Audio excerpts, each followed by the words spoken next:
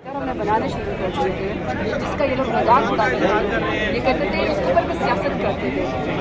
लेकिन water conservation सबसे बड़ी बात है, क्योंकि पाकिस्तान वाटर स्कैर्सिटी जो है वो लाइन 2005 में ही क्रॉस कर दी है। कुछ साल कैद साल मैंने तो इसके बारे में कोई बात नहीं।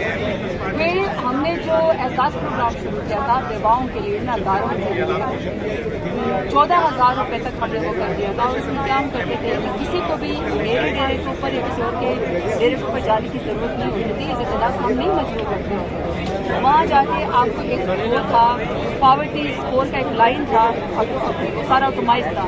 वहाँ से आप उसके अंदर अगर पॉवर्टी स्कोर के अंदर आते थे तो आपको खुद घर बैठे टैक्स काटने का आप खुद आप पैसे जो है वो वसूल कर लेते थे। तो लोगों को लाइन में खड़ा किया। अभी इलेक्शन के में इनका नारा नहीं था कि 300 रुपये यूनिट जो है वो बिजली फ्री करेंगे। हमारे दौरे हुकूमत में 13 रुपये से मुश्किल से जब 17 रुपये पे गई तो इन्होंने तो कहा कि नींद कैसे आती है, नींद कैसे आती है, आपको नींद नहीं आई है तो आपने 17 रुपये तक 1 यूनिट बिजली चली गई। अभी ये 80 रुपये तक चले गए तो आप कहते हैं मुश्किल फैसले। हम 1250 की हम दे रहे थे इसकी आटे की बोरी हम दे रहे थे 20 kg, वो 38 से 4,000 रुपये चले गए। मुश्किल फैसला है। और फिर इसके बाद ये कि मैं अब इकनॉमिक सर्वे इनका पढ़ूंगी, मैं फिर उसमें देखूंगी कि इनकी एक्सपोर्ट कहाँ तक चली गई। लेकिन IMF ने भी अपनी रिपोर्ट में कहा, और इन्होंने PDM-1 की जब हुकूमत की 2022 में जब इन्होंने हमारी हुकूमत की तो 2022-23 का जो इन्होंने PDM ने जब यहाँ पे बजट दिया था उसके इकनॉमिक सर्वे में खुद कहा था कि पाकिस्तान का ग्रोथ जो है वो 6% के ऊपर जा रहा है। उसके बाद वो माइनस हो गए, इनके अभी मौजूदा हुकूमत में वो पहले 2 पॉइंट पे गया, फिर वो माइनस पे चला गया। और अब सर्वे कहते हैं कि 2030 तक भी शायद कभी पाकिस्तान 6% के ऊपर ग्रोथ नहीं कर सकेगा। तो मैं इनका क्या बजट मानूं? इनका बजट भी हम रिजेक्ट करते हैं, इनको आवाम ने भी रिजेक्ट किया और इनके वज़ीर ख़ज़ाने भी बात।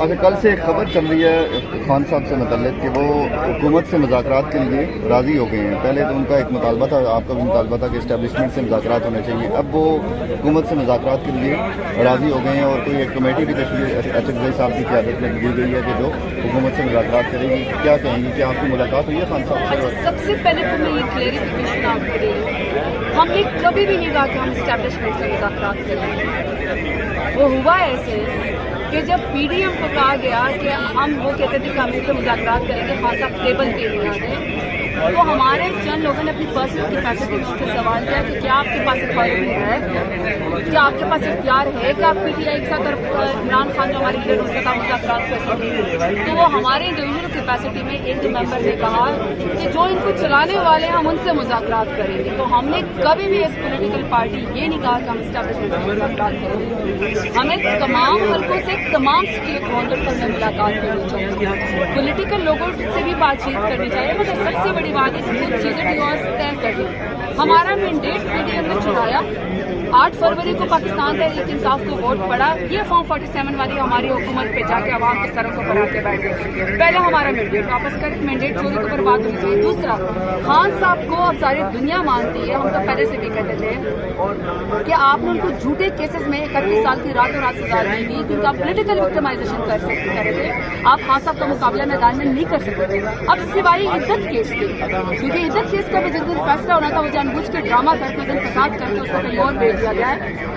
इस्लामी हदूद के अंदर भी हाथ डाला गया क्योंकि बुशरा बेगम साहिबा खान साहब की बेगम है। तो वहाँ पे बाकी सारे के सारे केसेस में खान साहब की सजा सस्पेंड है। खान साहब को सबको पता है कि पोलिटिकल विक्टिमाइजेशन है, तो इसकी बात होनी चाहिए कि पोलिटिकल प्रिजनर्स वापस आए। ये तो नहीं हो सकता ना कि खान साहब काल कोठरी के अंदर बैठे और आप कह रहे हैं कि हम मुज़ाकरात करें। तीसरा, सबके लिए इंसाफ और कानून होना चाहिए, मैंडेट की वापसी होनी चाहिए, तमाम पोलिटिकल प्रिजनर्स को जो है वो वापस आना चाहिए और तमाम स्टेक होल्डर से हमें बात करनी चाहिए।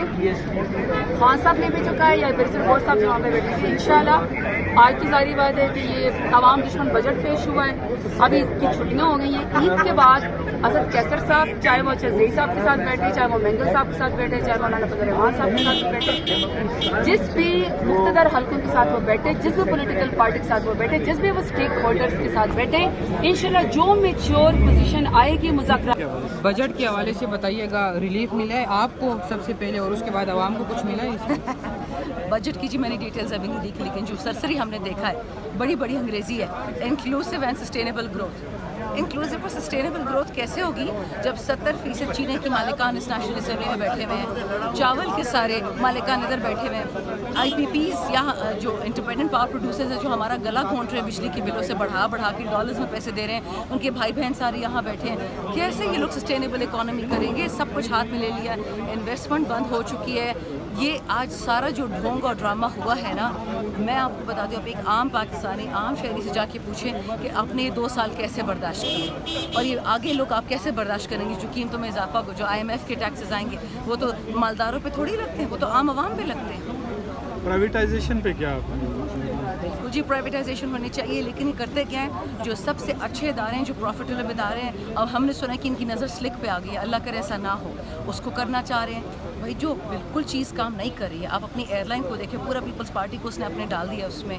آپ ادھر جہاز کتنے 36, پائلٹ کتنے 800, آپ جا کہاں رہے ہیں جو آپ کو 800 پائلٹ چاہیے؟ کچھ تو خدا کا خوف کریں. اور ایک لائسنس کتنے پیسوں بنا ہے وہ بھی سب کو پتہ ہے. اس پاکستان کے لیے ہم نے بہت کچھ کرنا ہوگا. پرائیویٹائزیشن بالکل کریں, لیکن ان اداروں کی کریں جو لاس میکنگ ادارے ہوں.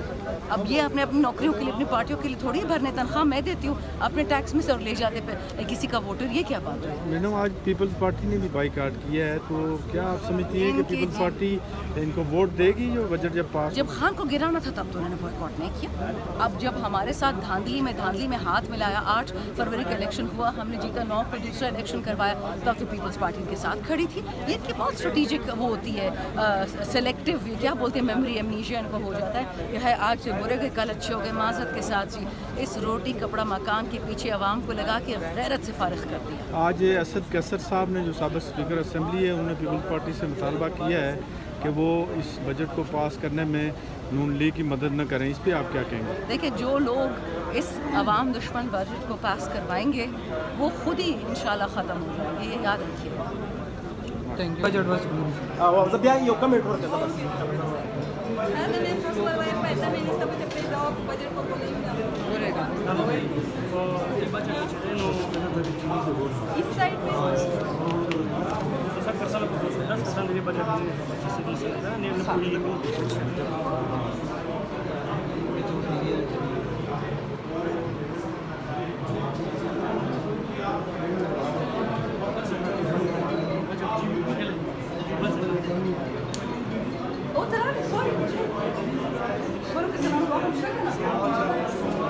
میم کچھ ملا ہے؟